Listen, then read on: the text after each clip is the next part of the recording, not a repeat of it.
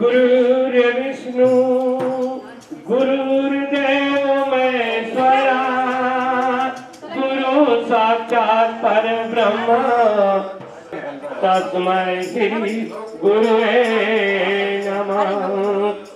आया तू वरदे देवी त्रया सूर्य कोटि समप्रभ निर्विघ्नं कुरु मे देव सर्वकाल। आइए पवित्रीकरण करें। ये माइक मेरे पास मत लो। ओम अमृतापिदान्मसि स्वाहा ओम अमृतोपतरणमसि स्वाहा ओम सत्यम। हाथ धो लीजिए। शिखा वंदनमः। बाएं हाथ में जल ले, दाहिने हाथ के पांच उंगलियों को गीला करें। शिखा स्थान पर स्पर्श करें। ओम मध्य तेजो वृद्धि कुरुष्व में। जल को नीचे छोड़ें। पुनः बाएं हाथ में जल ले, दाहिने हाथ की पांच उंगलियों को गीला करें। जिन अंगों को बोला दे निष्पर्श करें। ओम अंग में अस्य अस्तु मुख को। ओम नसोर में प्राणो अस्तु। ओम अक्षोर में चक्षुर अस्तु। ओम कर्णोर में त्वया गता लोका देवी त्वं विष्णुनागता त्वं च धारय मां देवी पवित्रं कुरु चासनं पवित्रं कुरु चासनम्। ओम चंदनस्य महत्पुण्यं पवित्रं पापनाशनम् आपदां हरते नित्यं लक्ष्मी सर्वदा रक्षा सूत्रम इच्छाप्नोति दक्षिणां दक्षिणां श्रद्धामाप्नोति श्रद्धया सत्यमाप्यते श्रद्धया सत्यमाप्यते। किसी भी काम में मांगलिक कार्यों में कलश का पूजन होता है कि कलश देवता संगठन के देवता है। इसमें सामान्य जल है। इसमें हम वरुण देवता का वास हो, 33 कोटि देवी देवताओं का वास हो। ओम तद्विष्णु गुरुर्देवो महेश्वरः गुरुर्साक्षात् परब्रह्म तस्मै श्री गुरुवे नमः। सहस्रकोटि युगधारिणे नमः सहस्रकोटि युगधारिणे नमः। स्वस्ति वाचन ओदो अंतस्य रक्षतु अनुपंक्तिमपि स्थानं रक्तविश्व ममाधिक अपसर्पन्तु ते भूताय भूता भूतानि करोषां विरोधेन कर्म चलाया ओ नया युग चलाया नया युग चला ओ चलो करे स्वागत आरती सजा लो ये दीप जला लो ये नया युग चला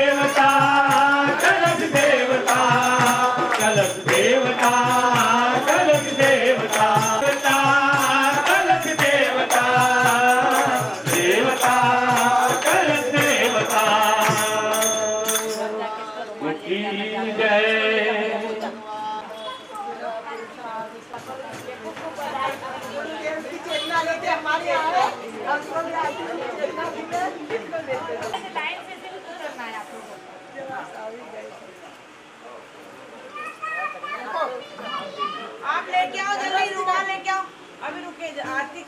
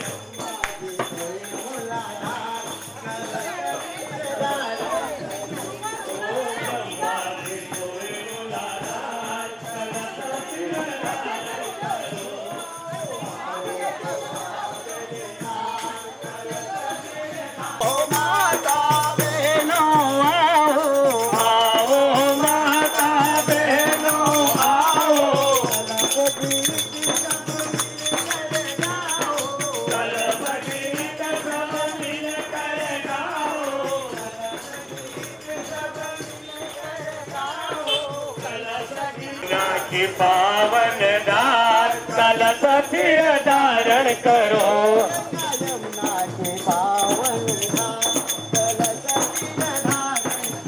ओ गंगा यमुना की पावन दार कलश फिर धारण करो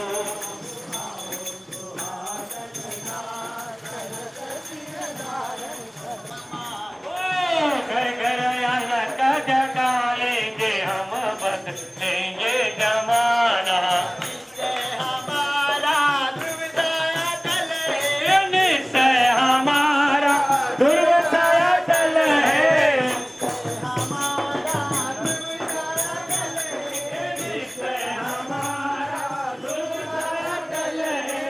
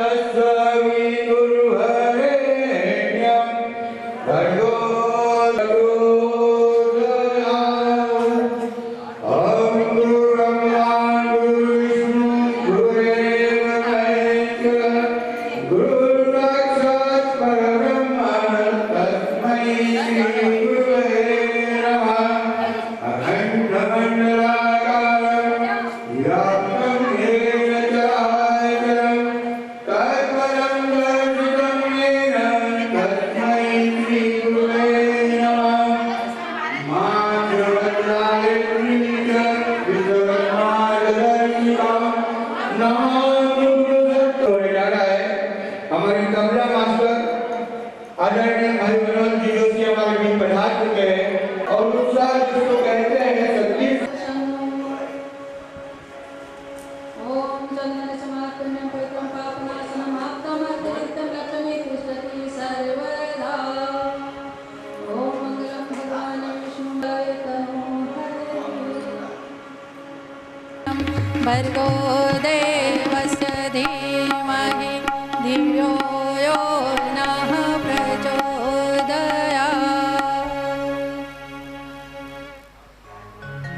बहुत बहुत स्वागत है आपका, अभिनंदन है।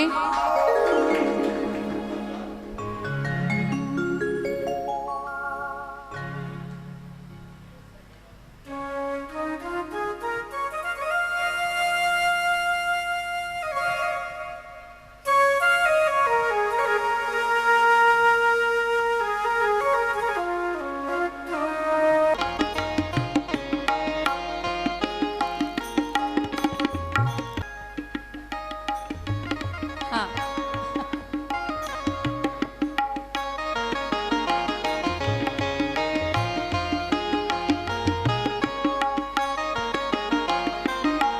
युगाधिपति महाकाल की, युगाधिपति महाकाल की। आइए परम पूज्य गुरुदेव परम वंदनीय माता जी की सूक्ष्म उपस्थिति में हमारे दादा गुरु धुनी वाले दादा माँ तुलजा भवानी नौचंडी माता के देव स्थान उनकी गोद में बैठकर आइए। हमारा बड़ा ही सौभाग्य है कि हम पितृ पक्ष में पुराण सुनने का हमें अवसर मिला है। वो भी पुराण कौन सा पुराण कि घृत घृत सब काढ़ी पिलियो छाछ पियो कोई। हमारे गुरुदेव ने जो घृत निकाल कर हमें दिया है उसका नाम है प्रज्ञा पुराण। वो प्रज्ञा पुराण जो हमारे जीवन में सुनने से क्या महत्व है, उससे क्या होगा। तो कहते हैं कि पितृ लोगों को सबसे पहले शांति मिलती है और कहते हैं कि जहाँ बड़े बुजुर्ग सुख शांति से रहते हैं उनका परिवार हमेशा सुखी रहता है। तो आज हमारा सौभाग्य है, हम सब कौन है, हम भी घी ही हैं, घृत है। गुरुदेव का प्रज्ञा पुराण तो हम सुन ही रहे हैं, लेकिन इसको सुनने के लिए उतने पुण्य चाहिए और हमारे बड़े ही पुण्य हैं कि हम प्रज्ञा पुराण पितृ पक्ष में सुनने जा रहे हैं। उससे हमारा तो कल्याण होगा ही होगा, हमारे परिवार वाले भी सुखी रहेंगे और हमारे जो पितृ देवता है जो पितृलोक में वास कर रहे हैं उनकी दिन दूनी रात चौगुनी तरक्की होते हुए वो मोक्ष मार्ग की ओर जाएंगे, नहीं तो वापस जो भी योनि में आएंगे उनका मोक्ष मार्ग ही होगा।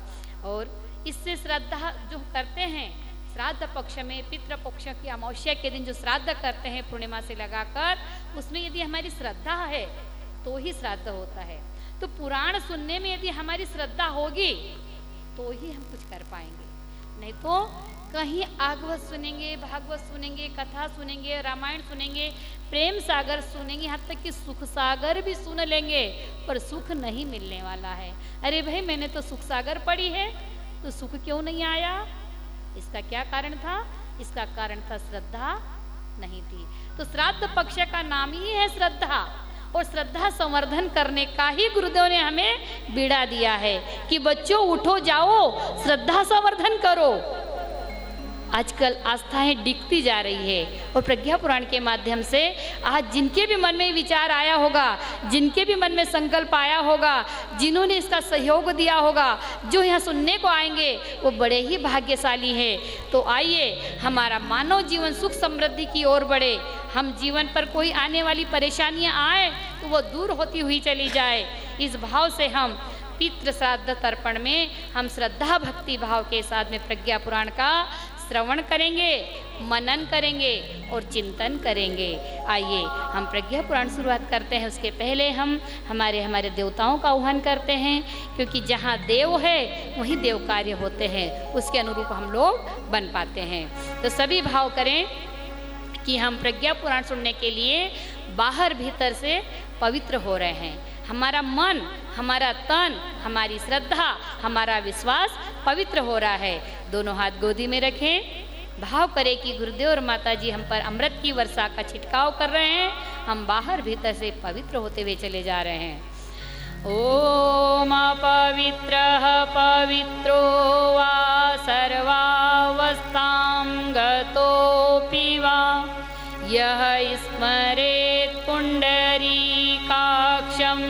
सबाह्याभ्यन्तरः शुचिः ॐ पुनातु पुण्डरीकाक्षः पुनातु पुण्डरीकाक्षः पुनातु। दोनों हाथ जोड़कर जिन्हें भी आप पंच तत्वों में अपना गुरु मानते हैं उनका ध्यान करें और कहे हे गुरुवर आप यहाँ पर विराजमान होइए, हमें हाथ पकड़कर बिठाइए, क्योंकि मन बड़ा चंचल है, अभी दुकान में भाग जाएगा, अभी खेत में भाग जाएगा, पर परमात्मा ये अवसर मिला है, ये अवसर हम चुके नहीं। हे परमात्मा, हे गुरुदेव, हमारा हाथ पकड़कर यहाँ पर हमें बिठाए रखना। ओम गुरुर्ब्रह्मा गुरुर्विष्णु गुरुर्देवो महेश्वरः गुरुर्साक्षात् परब्रह्म तस्मै श्री गुरुवे नमः। अखण्डमण्डलाकारं व्याप्तमेन चराचरं तत्पदं दर्शितं येन तस्मै श्री गुरुवे नमः। यथा सूर्यस्य कान्तेस्तु श्रीरामे विद्यते हिया सर्वशक्तिस्वरूपाय देवे भगवते नमः। ओम श्री अधिके शरण्ये त्र्यंबके गौरी नारायणी नमोस्तुते। सभी पवित्र नदियों का ध्यान करें, तीर्थों का ध्यान करें कि आप सभी यहाँ तीर्थ स्थल पर आकर बैठे। कहते हैं जो कोई भी धार्मिक कार्य हम तीर्थ स्थान पर करते हैं कई गुना उसका पुण्य मिलता है। हम स्वयं शक्तिपीठ पर बैठे हैं, यहाँ तुलजा भवानी का, नवचंडी माँ का शक्तिपीठ है, साथ साथ में ऐसे साधकों का, ऐसे संतों का यहाँ पर अखंड अग्नि धुनी जल रही है। ऐसे गांव खंडवा में जब हम यहाँ बैठे हैं तो आइए वहाँ सभी तीर्थों का हम आह्वान करते हैं। सबसे पहले हम पवित्र नदियों का ध्यान करें, वो सब पवित्र नदियाँ यहाँ पर विराजमान हैं इस भाव के साथ में। गंगे च यमुने चैव गोदावरी सरस्वती ब्रह्मा मुरारी त्रिपुरान्तकारी भानु शशि भूमि सुतो बुधश्च गुरुश्च शुक्र शनि राहु केतव सर्वे ग्रह शांतिकरा भवन्तु। आइए, आप लोगों को लग रहा होगा कि यहाँ पर भाई साहब आए हैं जो संगीत दे रहे हैं, ये माँ सरस्वती की वरद पुत्र सरस्वती के रूप में विराजमान हैं। हम जो आपके सामने बैठे हैं ये हम नहीं हैं, ये व्यासपीठ हमारे गुरु की है, व्यास जी की है। आइए व्यासपीठ को नमन करते हैं, व्यास जी का आह्वान करते हैं। व्यास जी आप पधारिए और हम सभी को, भक्तजनों को, आपके बच्चों को ऐसा सत्संग दीजिए कि हमारा जीवन मानव जीवन देव मानव बन जाए। व्यास जी का आह्वान करते हैं। व्यासाय विष्णुरूपाय व्यासरूपाय विष्णवे नमो वै ब्रह्मनिधये वासिष्ठाय नमो नमः वासिष्ठाय नमो नमः। ये व्यास गादी क्या है? ये व्यास गादी वो है, ये सिंहासन 32 है। जो सिंहासन 32 पर कौन बैठ जाता था? एक ग्वाला जाकर गाय चराने वाला बैठ जाता था तो वो अच्छी अच्छी विद्वानों जैसी बातें करने लग जाता था। तो ये गुरुदेव की व्यासपीठ है। मूक होई वाचाल पंगु चढ़े गिरिवर गहन जासु कृपा सुदयाल द्रवहु सकल कलिमल दहन। ये व्यासपीठ वो व्यासपीठ है। हे परमपिता परमात्मा, ये आपकी व्यासपीठ है, आप इस पर विराजमान होइए। नमोस्तुते व्यास विशाल बुद्धे फुल्लारविन्दायत पत्र नेत्र येन त्वया भारत तैल पूर्ण प्रज्वालितो ज्ञानमय प्रदीप प्रज्वालितो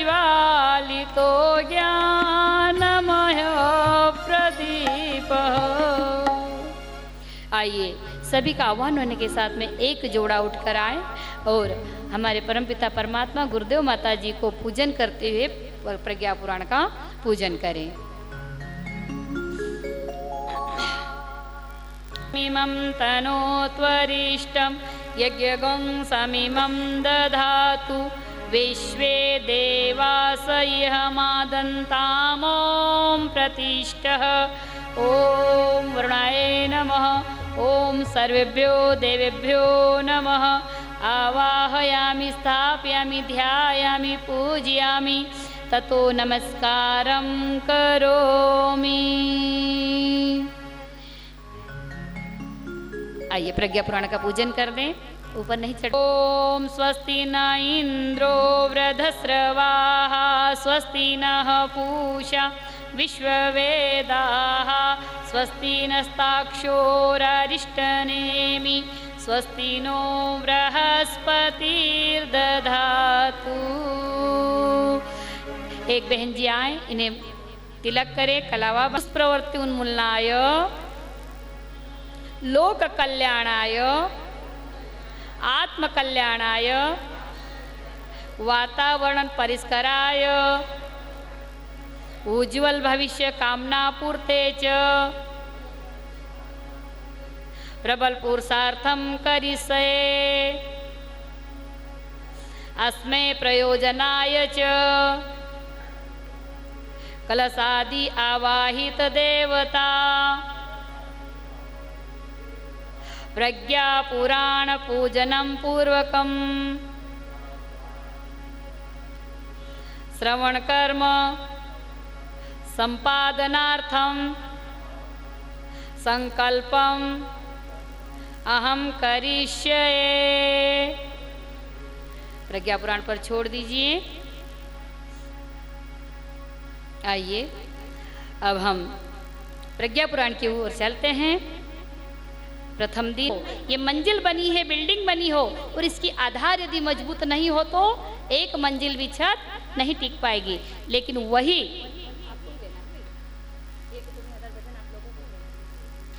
भजन के लिए आप आइए।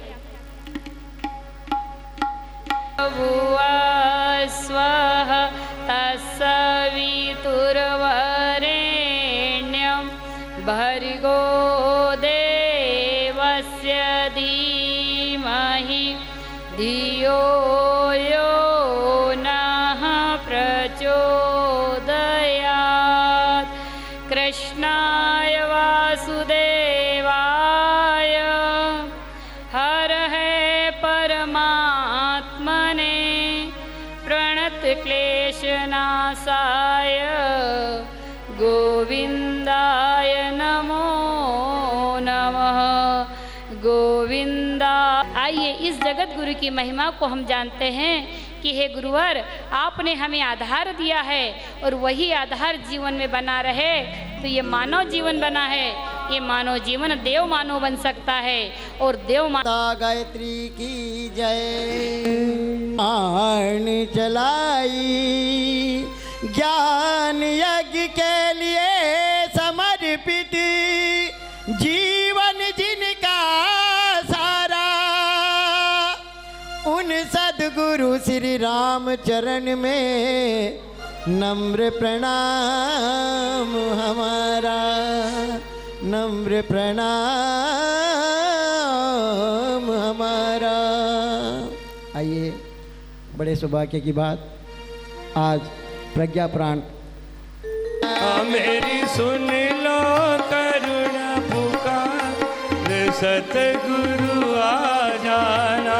ओ आ जाना गुरु आ जाना, आ जाना गुरु आ जाना, ओ आ जाना गुरु आ जाना, आ जाना। नहीं पड़ता है।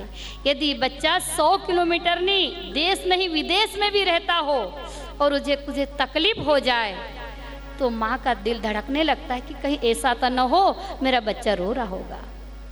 माँ खेत में जाती थी काम करने के लिए और बच्चे को छोड़ कर जाती थी और बच्चा रोता था तो माँ के आंचल से दूध बहने लगता था कि मेरा बच्चा पुकार रहा है। वही प्रथम गुरु कौन है? माँ होती है। और माँ के समान दुलार करने वाला कोई नहीं होता। और ये कौन है? वही गुरु है। गुरु ही माता है और गुरु ही पिता है। ये नहीं कहा कि गुरु पिता है गुरु माता है, क्या कहा? गुरु माता है, गुरु पिता है, फिर बंधु, फिर सखा है। तो ऐसे जब गुरु को पुकार करते हैं तो वो दौड़ कर आते हैं। तो भाई और बहनों, हमारे आत्मीय परिजनों, मेरे स्नेही भाई बहनों, और बड़ा ही सौभाग्य का दिन है कि आज सबकी कृपा से सबसे पहले तो मुझे जन्म देने वाले माता पिता जिन्होंने मुझे जन्म दिया, वो मेरे धर्म के माता पिता जिन्होंने मुझे बहू बनाकर स्वीकार किया, वो मेरी जन्मभूमि जहाँ मेरा बाल्यकाल बीता, और वो मेरी कर्मभूमि जहाँ मैं बहू बनकर आई, और उसके बाद में हमारी वो कर्मभूमि जहाँ जहाँ जिन जिन क्षेत्रों में गुरुदेव का कार्य किया, पूरी भूमि को मेरा नमन है, मेरा वंदन है, और सारे पूरे परिवार की तरफ से वंदन है। और कहते हैं कि बाल्यकाल बच्चों का माता पिता सुधारते हैं, संवारते हैं, संजोते हैं, और बहू का यौवन काल उसकी पूरी जिंदगी उसका ससुराल सजाता है। वो सपने सजाकर आती है और वही सपने पूरे होते हैं। भाई और बहनों, मैं गुरु कृपा से आज मैं शब्द लगा रही हूँ। कहते हैं मैं में अहंकार होता है और हम में अहंकार नहीं होता है, पर आज मैं बड़े स्वाभिमान के साथ कहती हूँ कि मैं बड़े ही सौभाग्यशाली हूँ कि ऐसे माता पिता से जन्म मिला, ऐसा ससुराल मिला, और कदम कदम पर राह पकड़ दिखाने वाले और उंगली पकड़कर चलाने वाले ऐसे मेरे पति श्री राम हैं, जिनका नाम नामों में नाम बलराम है, जो बल के धाम है। उनके श्री चरणों में प्रणाम करते हुए आइए आज हम गुरुदेव परम वेद मूर्ति तपोनिष्ठ पंडित श्री राम शर्मा जी आचार्य जी के द्वारा रचित प्रज्ञा पुराण को हम सभी यहाँ पर कथा सुनने के लिए एकत्रित हुए हैं। भाई और बहनों, हमारा देश धर्म प्रधान देश है, ये धार्मिक है, यहाँ हर चीज में धर्म। गाय आई 33 कोटि देवी देवता है, कुत्ता आया अरे ये तो किसका भैरवन बाबा का रूप है, चूहा आया तो बोले गणेश जी का रूप है। कहाँ नहीं है धर्म, कहाँ नहीं बसता है धर्म। आज सोमवार है तो आज शिव जी का वार है, बहनें भजन भी बड़ी अच्छी गाती है। मंगलवार है तो हमारे हनुमान जी का वार है, बुधवार है तो गणेश जी का वार है, गुरु है तो गुरु जी का वार है, और शुक्रवार आया तो खटाई से परहेज है। लेकिन बेचारी इमली ने क्या बिगाड़ा है, नींबू ने क्या बिगाड़ा है। खटाई का मतलब होता है कि दो परिवार यदि मिलन से रह रहे हों, दूध जैसे इकट्ठे हैं, तो उसमें भेद वाली खटाई नहीं डालना, उससे संतोषी माता प्रसन्न होती है। तो हमारी संतोषी माता का रूप है और उसके घर में संतोष रहता है। और शनिवार आया तो हमारे शनि भगवान कर्म प्रधान देवता, जो अपने अपने कर्मों का फल देता है। कहते कर शनि भगवान मैं किसी का बुरा नहीं करता, मैं किसी का बुरा नहीं करता, जिसके जैसे कर्म होते हैं उसी का मैं फल देता हूँ। और रविवार आया, अरे आज तो संडे है, सन ने सूर्य भगवान का दिन है, तो क्या करें, खूब सोएंगे नहीं। और भाई और बहनों, गुरुजी कहते हैं कि सब दिन सो लोगे तो चलेगा, लेकिन रविवार के दिन तो ब्रह्म मुहूर्त में आपको उठना ही पड़ेगा। फलों में फल कहते हैं एकादशी का फल, लेकिन वारों में वार रविवार का दिन होता है। तो सातों दिन हमारे भगवान ने बनाए हैं, ऋषियों ने, कोई सा दिन खाली नहीं गया है। कहने का मतलब है बहनों, इसका कारण स्पष्ट है कि मनुष्य को जीवन का प्रत्येक दिन महत्वपूर्ण है, कोई दिन ऐसा नहीं जाना चाहिए। कबीरदास जी कहते हैं, क्या कहते हैं कि काल करे सो आज कर, आज करे सो अब, पल में प्रलय होएगी, बहुरी करेगा कब। सातों दिनों को खाली मत जाने देना भाई, नहीं जाने देना है। पता नहीं किस दिन टीटी आए और कहे कि आपका टिकट तो बस यहीं तक का है, तो फिर हम क्या करेंगे? इसलिए हमारे ऋषियों ने, मनीषियों ने 7 दिन हमें व्रत त्योहारों से मनाया है। एकादशी, द्वादशी और चतुर्दशी, त्रयोदशी, अमावस, पूर्णिमा, नवरात्रि, हलचट, सेली सातवीं, ऋषि पंचमी, अमकारी अट्ठों, न जाने सब व्रत त्योहारों से जोड़ के रखा कि मनुष्य भटके नहीं। तो हमारे जीवन को भटकाव नहीं आना चाहिए। तो आइए हमारे जीवन में भटकाव नहीं हो, इस उद्देश्य से हम प्रज्ञा पुराण सुनते हैं।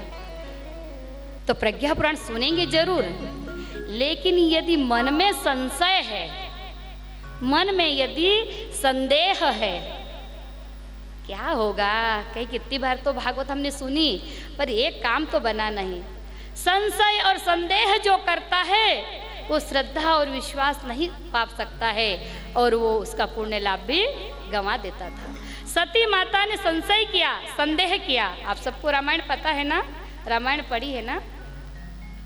अपने पति के वचनों पर भी सती माँ ने विश्वास नहीं किया, और क्या करा? संदेह कर लिया। और संदेह किया तो उसका परिणाम क्या हुआ? अग्नि कुंड में जाकर देह को त्यागना पड़ा। तो संदेह के साथ में कोई भी कर्म नहीं करना चाहिए। जैसे यदि गाय का बछड़ा, हम सभी किसान हैं ना, गाय धोने जाते हैं, तो बछड़ा यदि मुंह में तिनका हो, हरे घास का तिनका हो, और वो मुंह में तिनका लेकर जाए और फिर अपनी माँ के साथ जाए और कहे माँ मैं दूध पी रहा हूँ, बछड़ा दूध पिएगा, तो उसके थन को काट देगा। तो गाय क्या करेगी? दुलत्ती मार के उसे दूर कर देगी। तो वही तिनका हम लोग भी संदेह लेकर चलते हैं कि होगा कि नहीं। वास्तव में गायत्री परिवार में गुरुदेव ने इतनी पुस्तकें लिखी होगी, कहीं ना कहीं संदेह यदि है तो परमात्मा भी हमें दुलत्ती मार देता है। इसलिए हम सब संदेह को दूर करें। हमारे अंदर जो भी शंका है, कुशंका है, उन्हें दूर करते हुए आइए आज की कथा में हम प्रवेश करेंगे। और आज की कथा है क्या? आज की कथा है लोक कल्याण से आत्म कल्याण की ओर कैसे चले। गुरुदेव ने ऐसा नहीं कहा कि आत्म कल्याण से लोक कल्याण करिए। गुरुदेव ने क्या कहा? लोक कल्याण से आत्म कल्याण की ओर कैसे चले। लोक कौन? लोक पूरा समाज, परिवार, विश्व, ये कौन है? लोक कल्याण के मार्ग है। तो गुरुदेव कहते हैं कि हम लोक कल्याण से आत्म कल्याण की ओर चले। ये प्रज्ञा पुराण में प्रथम भाग में आया है। तो आइए, प्रज्ञा पुराण युग ऋषि की अमरवाणी है। इसके पढ़ने से, सुनने से जीवन की सारी समस्याओं का समाधान दूर हो जाता है। उसमें समाधान गुरुदेव ने प्रज्ञा पुराण में क्या कहा है? आज की समस्या क्या है? मेरा बच्चा तो मोबाइल देखता है, ये समस्या है। पहले जमाने में होगी समस्या कि मेरा बच्चा मल्ल युद्ध नहीं कर रहा है, मेरे बच्चे को तीरंदाजी नहीं आ रही है, मेरा बच्चा ये नहीं कर रहा है। वो उस दिन की समस्या थी। आज की समस्या क्या है? तो गुरुदेव ने प्रज्ञा पुराण में आज की समाधान किया है। प्रज्ञा पुराण में आधुनिक युग यानी आज के युग की रामायण या गीता भी इसे कह सकते हैं। ये आज की रामायण है और आज की ये गीता है। प्रथम खंड, दूसरा खंड और तीसरा खंड और चतुर्खंड, ऐसे 4 खंड हैं। लेकिन इन खंडों में आत्म कल्याण से लोक कल्याण से आत्म कल्याण की ओर जाने के सभी रास्ते बताए गए हैं। तो बहनों, आपके मन में फिर आएगा, क्योंकि यहाँ पर क्या होगा? संशय ही संशय चलेगा, प्रश्न चलेंगे। और प्रश्न कौन करेंगे? आपका मन करेगा। और उत्तर कौन देगा? प्रज्ञा पुराण। कहेंगे जी जी ये तो प्रज्ञा पुराण है, लेकिन 18 पुराण तो हमने सुने हैं। तो भाई और बहनों, ये 18 पुराणों का सार ही प्रज्ञा पुराण है। तो ये प्रज्ञा पुराण कहाँ से आया? रामायण तो हमने सुनी है कि वाल्मीकि जी ने लिखी है। उसका हिंदी अनुवाद किसने किया है? तुलसीदास जी ने किया है। लेकिन ये प्रज्ञा पुराण कहाँ से लिखी, किसने लिखी, क्यों लिखी, कब लिखी, जरा हमें बताइए। तो आइए हम पहले मूल में जाते हैं। जब तक मूल को पानी नहीं देंगे, मूल को नहीं सींचेंगे, वो पेड़ हरा भरा नहीं होगा। और पेड़ हरा भरा रखने के लिए हमें मूल को सींचना होता है, जड़ को सींचना होता है। तो आइए, प्रज्ञा पुराण का शुभारंभ किसने किया है? ये देव ऋषि नारद तथा भगवान विष्णु से संवाद होता है। इस पावन कथा के मूल वक्ता कौन है? विष्णु जी। सबसे पहले प्रज्ञा पुराण किसने कही? विष्णु जी ने। और इसके श्रोता कौन?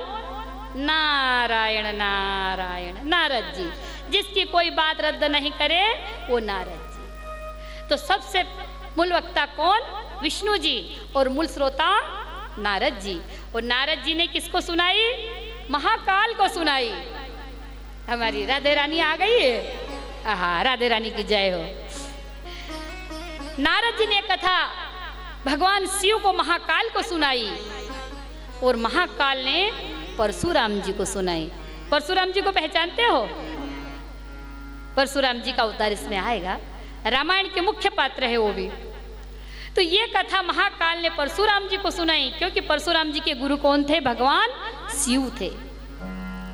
और परशुराम जी ने दादा गुरु को सुनाई। जो दादा गुरु हिमालय में हैं, आज भी सूक्ष्म रूप में विचरण करते रहते हैं, और जिनकी उम्र है, ये राधा रानी हमारे पास बैठेगी क्या? हाँ, राधा रानी को यहाँ बिठा दीजिए। हाँ। और राधे रानी, राधे राधे बोलो, प्यार से बोलो सभी, राधे राधे राधे राधे। आइए, महाकाल को सुनाई, और महाकाल ने परशुराम जी को सुनाई, और परशुराम जी ने दादा गुरु को सुनाई, और दादा गुरु ने पंडित राम शर्माचार्य जी को सुनाई। और गुरुदेव ने कहा मैंने तो सुन ली, अब लोक कल्याण के लिए इसे ले जाना पड़ेगा। तो गुरुदेव ने मात्र 4 दिन में प्रज्ञा पुराण लिख डाली। 4 दिन में पूरी प्रज्ञा पुराण लिख डाली, और हम सबके लिए, जन जन के लिए प्रकाशित करके गुरुदेव ने कहा अब जाइए। तो आइए, उसी प्रज्ञा पुराण में हम प्रवेश करने जा रहे हैं। ये प्रज्ञा पुराण कैसा है? बड़ा ही पावन है। ये गुरु जी को बहुत प्यारा है कि इसमें सभी उन्होंने शंकाएं समाधान की है। आइए हम 4 लाइनें, पंक्तियां गुरुदेव की प्रज्ञा पुराण की सुनते हैं। बोले प्रज्ञा पुराण की। प्रज्ञा पुराण पूज्य गुरु जी को।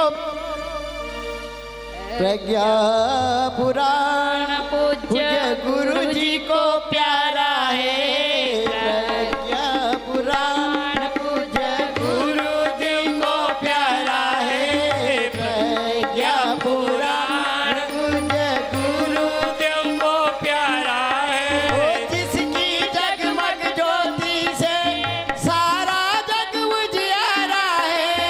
जिसकी जगमग ज्योति से सारा जग उजियारा है। सारा जग उजियारा है। प्रज्ञाए पुराण पूज्य गुरु जी को प्यारा है। प्रज्ञाए पुराण।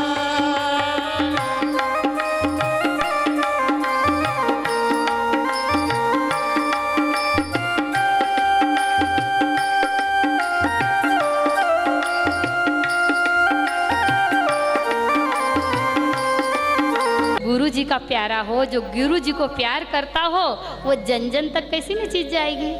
कि गुरुदेव क्या कहते हैं? बेटा, अपनी रोटी मिल बांट कर खाओ। तो रोटी तो मिल बांट कर खाने के लिए कहते हैं, तो फिर ज्ञान, वही ज्ञान लेकर नारद जी कहाँ चलते हैं? द्वापर का अंत हो चुका है और कलयुग की शुरुआत है। नारद जी ने सोचा चलो जाकर धरती लोक पर जाते हैं। क्या कर रहा है कली? सतयुग को भी देखा हमने, वामन जी आए। त्रेता को देखा, राम जी आए, राम रावण को लड़ाया। द्वापर आया, वो भी हमने देखी। अब चले कलयुग में क्या हो रहा है। ऐसे सोचते सोचते सोचते कहाँ तक पहुँच जाते हैं? वृंदावन में आ जाते हैं। भाई उत्तराखंड से आते हैं तो सबसे पहले खंडवा थोड़ी ना आएगा, क्या आएगा? वृंदावन ही आएगा ना। और व्यक्ति कहाँ जाता है?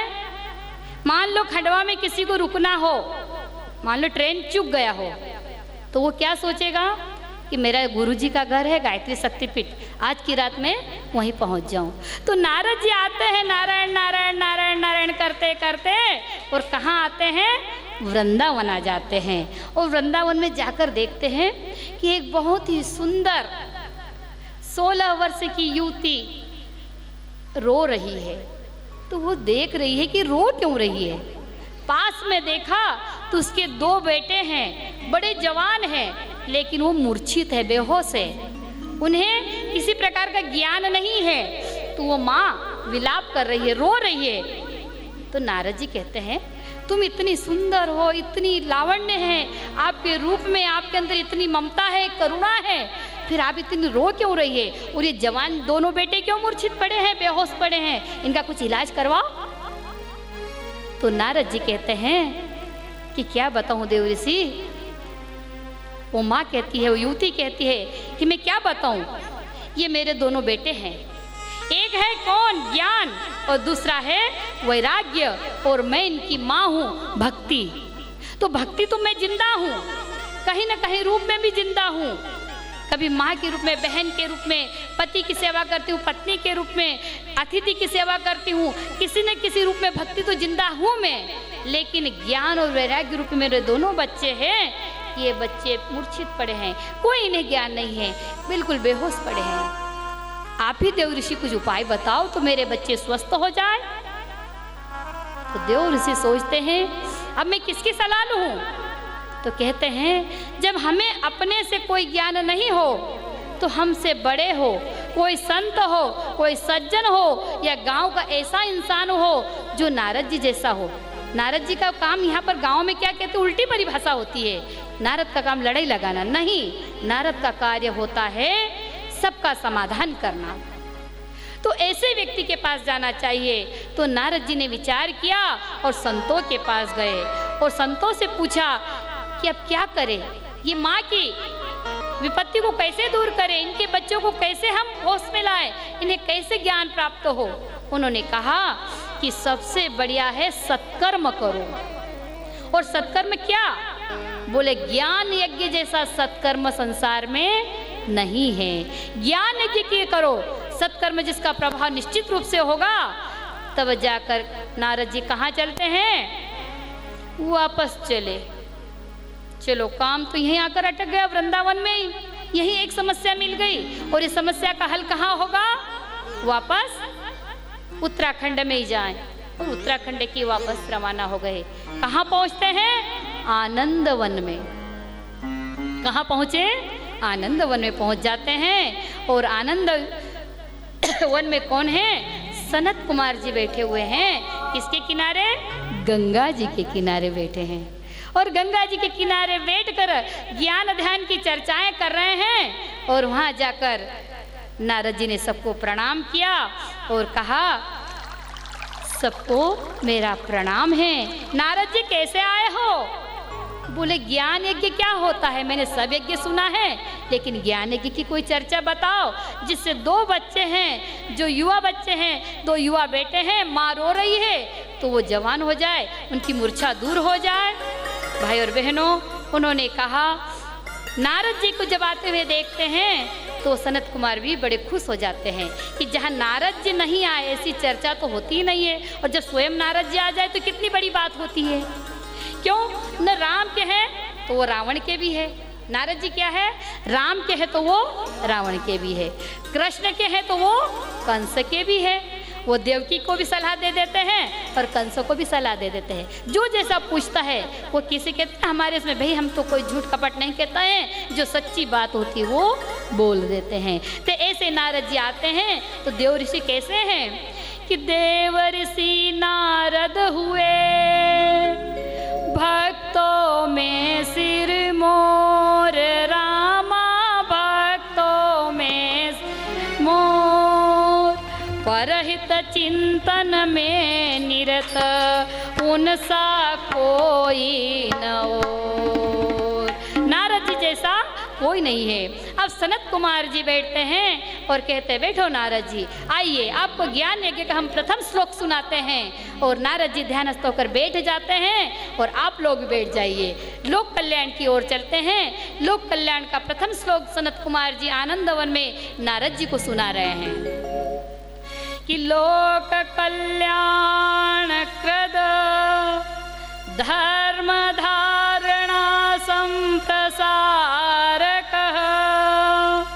व्रतीयाया वरो मान्यो देव ऋषि सत्तमः, अव्याहत गतिं प्राप गन्तुं विष्णु पदं सदा नारदो ज्ञानचर्चार्थं स्थित्वा वैकुण्ठसन्निधौ।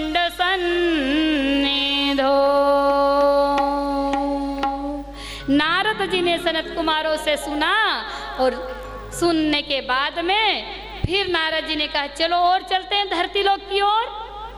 और धरती ओर की चलते हैं। और नारद जी का काम क्या है? इधर उधर का चिंतन नहीं करते हैं, महामंत्र का स्मरण करते रहते हैं। हमारे गुरुदेव कहते हैं ना कि बेटा रोटी बनाते बनाते आटे में गायत्री मंत्र को गूंद ले, सब्जी बघारते बघारते छोंक लगा दे, और बच्चे को सुलाते सुलाते लोरी बना दे, और बेटे को और पति को भोजन कराते कराते कलेवा बना दे गायत्री मंत्र का। उसी प्रकार से नारद जी हर घड़ी हर समय क्या करते हैं? नारायण नारायण नारायण करते हुए पृथ्वी ओर की ओर चलते हैं। और पृथ्वी लोक की ओर जाते हैं तो आते आते जैसे आप आए ना रास्ते में तो कोई दिख जाए, गायत्री परिवार वाला भाई में, क्यों बहन जी तुम वापस क्यों जा रहे हो? वहाँ तो प्रज्ञा पुराण चल रही है। अरे अरे मुझे बहुत काम है। बोले क्या है? मुझे डाक देना है। तो कौन सी डाक देना है? तो नारद जी को भी 2 पार्षद मिल जाते हैं। बोले आप इतनी जल्दी में कहाँ जा रहे हो? तो बोले ये डाक बोले विष्णु भगवान को वैकुंठ लोक में देना है। अच्छा, तो इस डाक में ऐसा क्या है? लो नारद जी आपसे तो कोई छिपा है नहीं, ये देख लो। तो लिखा हुआ था विषय भगवान के भक्त। विषय क्या था? भगवान के भक्त, भक्तमाल। तो उसमें सबके नाम दिखे, मीरा के, सूरदास के, रैदास के, वाल्मीकि के, और न जाने सभी भक्तों के, यहाँ तक कि आप लोगों के भी नाम दिखे उसमें। तुलसीबाई, गंगाबाई, जमुनाबाई, राधेश्याम, सीताराम, तुकाराम, हर के नाम दिखे। लेकिन नारद जी को अपना नाम नहीं दिखा। नारद जी ने कुछ नहीं कहा और चलते रहे, पर मन ही मन नारायण नारायण शब्द का उच्चारण करते रहे। क्योंकि कहते हैं दुख आए सुख आए कुछ भी आए, लेकिन गुरु मंत्र को, हमारे मंत्र जो चलता है उसका कभी त्याग नहीं करना चाहिए। और चलते हैं नारायण नारायण करते। इतनी देर में एक दूसरा और जल्दी में था। बोले भाई आप कहाँ जा रहे हो? बोले मुझे भी भगवान को वैकुंठ में जाकर डाक देनी है। तो कौन सी डाक है? लो नारद जी आप देख लीजिए। और देखा, बोले उस पे सूची में नाम लिखा था, विषय था, क्या विषय था? जिससे भगवान याद करते हैं, जिसका स्मरण भगवान करते हैं। पहली सूची क्या थी? जो भगवान का स्मरण करते हैं। लेकिन इसमें किसका नाम था? जिसे भगवान याद करते हैं, समय समय पर पुकारते हैं, वो भगवान को याद करते हैं और भगवान उन्हें याद करते हैं। तो सर्वप्रथम नाम किसका दिखा? बताओ आप लोग। नारद जी का नाम दिखा। किसका दिखा? नारद जी का दिखा। और गदगद हो गए और बड़े उत्साह के साथ में भजन करते हुए जा रहे हैं कि भजमन नारायण नारायण। सभी भाव से कीर्तन करेंगे। नारायण नारायण नारायण भजमन नारायण नारायण नारायण श्रीमन नारायण नारायण नारायण श्रीमन नारायण नारायण नारायण श्रीमन नारायण श्रीमन नारायण श्रीमन नारायण श्रीमन नारायण बोलिए नारायण नारायण श्रीमन नारायण नारायण नारायण श्रीमन नारायण नारायण नारद जी की तो क्या बात है, यहाँ नारायण वहाँ नारायण, यहाँ नारायण वहाँ नारायण, यहाँ नारायण वहाँ नारायण, जहाँ नारायण वहाँ नारायण। हैं और क्या सोच रहे हैं कि चलो मैं जाकर देखूं तो सही। आजकल पृथ्वी लोक में बड़ा ही सुख स्वर्ग आ गया है, ऐसा सुना उन्होंने। तो चलो देख कर आते हैं। तो देखने के लिए गए तो सुख क्या है, 5 देवता है ना, अग्नि देवता, जल देवता, वायु देवता, आकाश देवता और पृथ्वी देवता। उन्होंने देखा कि 5 देवता कहाँ थे, रावण ने कैद करके रखे थे, उनकी हमेशा सेवा में खड़े रहते थे। वैसे धरती पर भी कहते हैं कि सभी देवता अब खड़े हैं। कभी जरा सा पंखा दबाया, बटन दबाई, देखो वायु देवता कैसी सेवा कर रहे हैं ना। नल घुमाया, जल देवता, वरुण देवता तैयार हो जाते हैं। लाइटर जलाया, अग्नि देवता प्रकट हो जाते हैं। बनाओ, चाय बना रहे, काफ़ी बना रहे, सब्जी बना रहे, हलवा बना रहे, रसगुल्ले बना रहे हैं, अग्नि देवता झट से प्रकट हो जाते हैं। आकाश देवता, आकाश में उड़ने की कोई क्षमता नहीं थी, आज टिकट कटाया, ऑनलाइन टिकट कट जाता है, अब तो वहाँ भी नहीं जाना पड़ेगा, हवाई अड्डे, रेलवे स्टेशन कहीं नहीं, यहीं से उड़ के पहुँच गए आकाश में घूमते हुए। पृथ्वी माता को देखिए कैसे आपको स्थान दिया है, पहले गाय के गोबर से लिपते थे, आज टाइल्स है, कोई सेवा करने की मौका नहीं। धरती माता हमेशा साफ स्वच्छ रहती है। नारद जी ने सोचा, वाह बहुत सुंदर, बहुत ही अच्छा स्वर्ग होगा, चलो मैं चलता हूँ। और जाकर आगे देखा, बहुत बढ़िया सुंदर सा मंदिर बना हुआ है और वहाँ पर बड़े जोर जोर से रामायण पाठ की आवाज़ आ रही थी, बहुत ही सुंदर। क्या पाठ हो रहा था, मंगल भवनय मंगलहारी, द्रवहु सुदशरथ अजिर बिहारी। मंगल भवनय मंगलहारी, द्रवहु सुदशरथ अजिर बिहारी। श्री राम जय राम, जय जय राम, श्री राम जय राम, जय जय राम, श्री राम जय राम, जय जय राम, श्री राम जय राम, जय जय राम। और उनके कानों में चौपाई पड़ती है, क्या पड़ती है कि दीन दयाल विरद संभारी, हरहु नाथ मम संकट भारी। दीन दयाल विरद संभारी, हरहु नाथ मम संकट भारी। श्री राम जय राम, जय जय राम, श्री राम जय राम, जय जय राम, श्री राम जय राम, जय जय राम, श्री राम जय राम, जय जय राम। श्री राम जय राम, जय जय राम। नारद जी ने तुरंत यूं किया और अपना वेश बदल लिया और अपने जैसे सामान्य भाई साहब बन गए, अपने कोई गायत्री परिजन जैसे वेश ले लिया, क्योंकि तंबूरे को देखे तो कोई भी पहचान जाएगा। तो रख दिया और पहुंच गए। बड़े श्रद्धा के साथ उन्हें प्रणाम किया, भैया जय राम जी की। उन्होंने भी कहा जय राम जी की। भैया आप तो बड़े श्रद्धा के साथ पाठ कर रहे हो। हाँ, आप रोज करते हो। हाँ, रामायण रोज पढ़ता हूँ, कभी दिन लांगा नहीं जाने देता। खाना खाना चूक जाऊं पर बाकी भोजन करना चूक जाऊं पर बाकी रामायण पाठ नहीं। वाह भैया, आज तो बड़ी आर्त भाव से, करुणा से आप चौपाइयाँ बोल रहे थे कि दीन दयाल विरद संभारी, हरहु नाथ मम संकट भारी। आपके ऊपर क्या कष्ट आया है, आप इतने भाव से भगवान को पुकार रहे थे। भाई अभी तो मैं जल्दी में हूँ, फिर भी मैं बता देता हूँ कि क्या है, आज मुझे कोर्ट पहुँचना है। बोले कोर्ट क्यों जाना है? मेरे को कोर्ट इसलिए जाना है कि मेरा जो छोटा भाई है ना, छोटा भाई, उसने क्या करा है, 1 गज जमीन मेरी ले ली है। और मैंने तो आओ देखा ना ताव देखा और मैंने दिया है कोर्ट में मुकदमा ठोक के।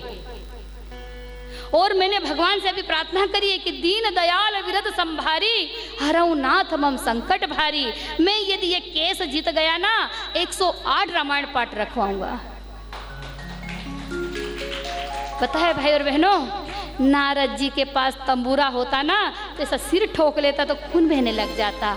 अपने माथे को सहलाते हुए नारद जी सोच रहे हैं कि वाह रे भाई वाह, क्या रामायण है कि रामायण दे रही शिक्षा हमको अति प्यारी। एक समय में एक पुरुष ने ब्याही थी अति नारी और वृद्धावस्था में उसने दशरथ की बात बिगाड़ी। रामायण दे रही शिक्षा हमको अति प्यारी। राज तिलक की गेंद बनाकर खेलन लगे खिलाड़ी। राज तिलक की गेंद बनाकर खेलन लगे खिलाड़ी। दो खिलाड़ी है, एक तरफ राम एक तरफ भरत, दोनों ने ठोकर मारी। वाह भाई वाह। और आज है रामायण का पात्र क्या कर रहा है, भाई पर भाई को मुकदमा जारी कर रहा है। ऐसा नारद जी ने सोचा और देखा और मन में बड़ा ही उन्हें क्षोभ हुआ और परेशान होते हुए भगवान कहाँ जाते हैं नारद जी, वापस दौड़ लगा लेते हैं। वापस दौड़ लगा ली, पृथ्वीलोक तक आते हैं फिर वापस भाग जाते हैं। और कहाँ पहुँचे, कहाँ जाते हैं नारद जी दौड़ के, बताओ आप लोग? विष्णु लोक, वैकुंठ धाम पहुँच जाते हैं। और वैकुंठ धाम पहुँचते हैं